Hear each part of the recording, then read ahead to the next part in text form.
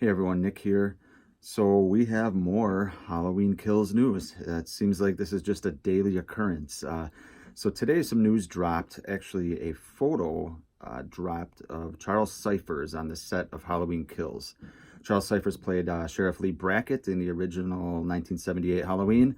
He was also in the sequel Halloween 2, which doesn't exist in this timeline, but he apparently is back. So what are my thoughts on this? Well, they're complicated, as most of the Halloween Kills news has been. But actually, it's kind of cool.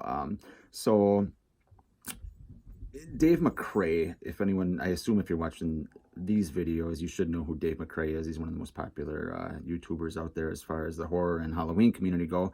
Dave McCrae made a good observation that it looks like Brackett is kind of a security guard, which would make sense. That he could be a security guard at the hospital. He's probably 70 some years old or something like that. But that makes sense for his story arc on how we might get involved in the story. I don't know if Dave's made a video yet on it. I'm sure he will, because he's always on top of these things. But that would be kind of cool. Kind of be a way of pigeonholing him into the story.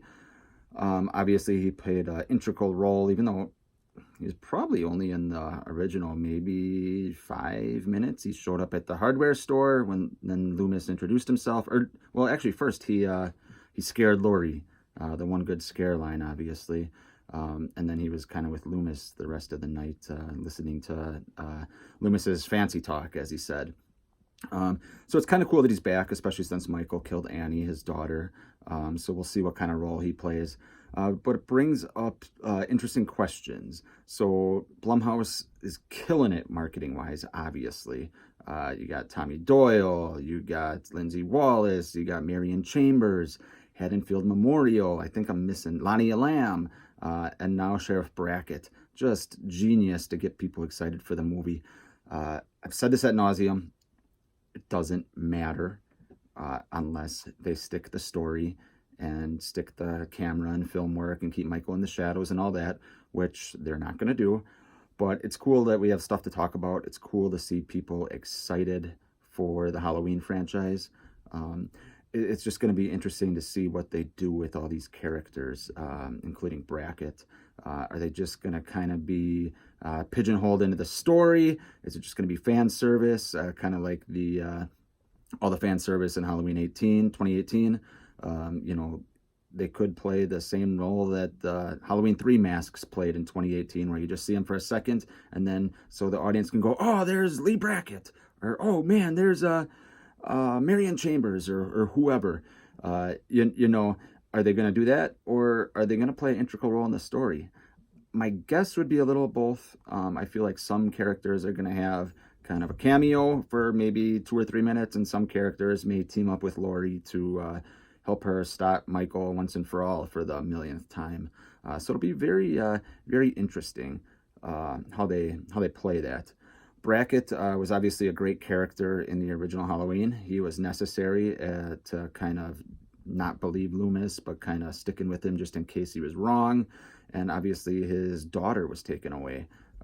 So it should be very interesting how his character reacts to Michael being around, and maybe he'll see Laurie in the hospital, and that'll trigger a memory of 40 years ago, or in this case, who knows if it's 42 years ago or whatever wherever the storyline goes. It'll be interesting to see how they get Brackett in there.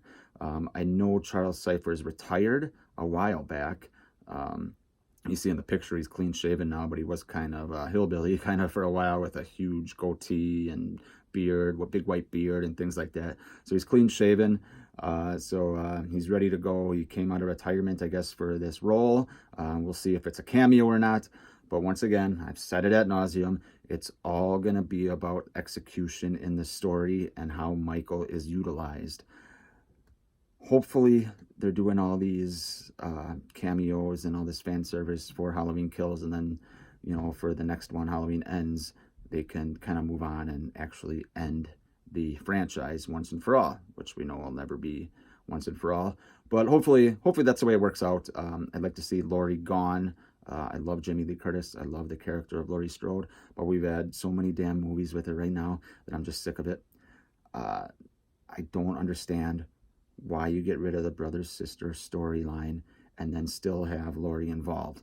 You could have had Michael going after random people, random killings, like was supposed to happen in the first one before Carpenter got drunk in this writing the sequel. But that's not the way they chose. They went with the proven actress Jamie Lee Curtis. It worked out okay. I don't like 2018, but clearly it was a financial success, which is what a company like Blumhouse cares about. It's pretty cool that they're getting all these cameos in there. I keep calling them cameos just because that's what I think they are probably going to be for the most part. I think Tommy Doyle will probably play a decent sized role. But as far as Brackett goes, he's 70, 80 years old. I don't know what it's going to be besides a cameo.